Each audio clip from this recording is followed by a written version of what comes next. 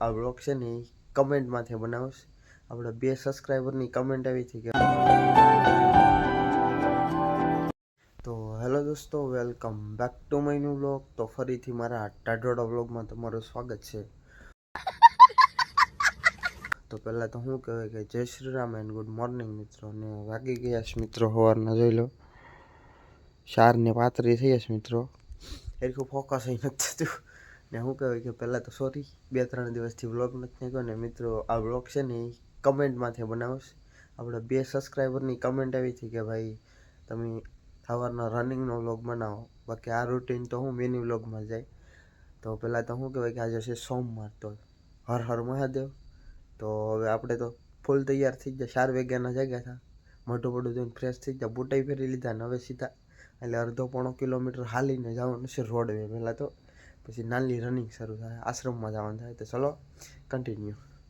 તો ફાઇનલી મિત્રો આપણે શું કહીએ કે રોડવે આવી જાય મિત્રો. ને અટાણનું ફેસ રિએક્શન જોઈ લેજો, ને પછી રનિંગ પછીનું જોજો મિત્રો.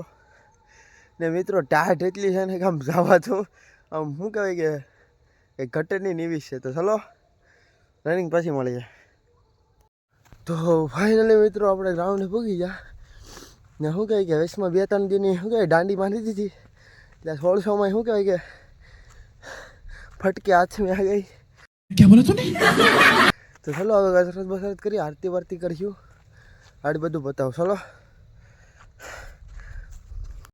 તો ફાઇનલી મિત્રો 15-20 મિનિટ કસરત કરી લીધી ને હવે આડી આરતીમાં જવાનું છે. 5:30 થોડીક વાર છે મિત્રો. ને ગ્રાઉન્ડમાં તો શું કહે કે કંઈ છોકરું નથી આવી જાય, લો દેખાય આ લાઇબ્રેરી છે અને હાલ છે. ને શું કહેવાય કે હવે આરતીમાં જાય. તો ચલો કન્ટિન્યુ. તો ફાઇનલી મિત્રો છે ને આપણે આશ્રમમાં આવી જાય ને હવે આરતી વારતી કરીને મળીએ, તમને બધા દર્શન કરાવવા મહાદેવને શું કહેવાય કે પુતળા દાદાના. તો ચલો કન્ટિન્યુ.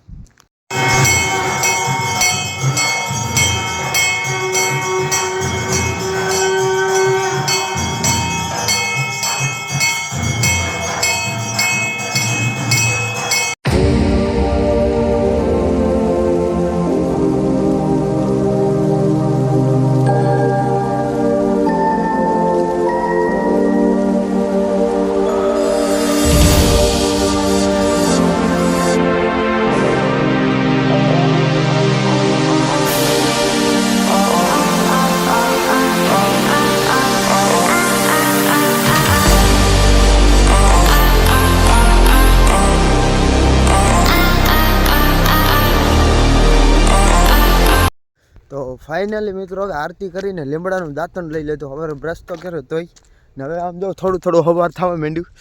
તો ચલો હવે ઘરે જઈને મળીએ મિત્રો. હવે ચલો કન્ટિન્યુ. તો ફાઇનલી મિત્રો ઘરે પૂગી જાય ને સીધો ધાબામાંથી આવી ગયો ને હવે છે ને સીધું નાહવા જવાનું છે. તો ચલો. તો ફાઇનલી મિત્રો નાહી બાઈને શું કહેવાય કે મહાદેવની પૂજા કરીને 7:45 વાગી જશે મિત્રો. 7:45ની માથે 2 મિનિટ થઈ ગઈ મિત્રો. તો આ તો મિત્રો મારો 4થી લઈને 8 વાગ્યા સુધીનો રૂટીન.